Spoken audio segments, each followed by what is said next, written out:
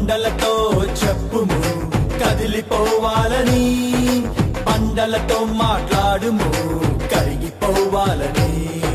కొండలతో చెప్పుము కదిలిపోవాలని, బండలతో మాట్లాడుము కరిగిపోవాలని. నమ్ముట నీ వలనైతే సమస్తం సాధ్యం.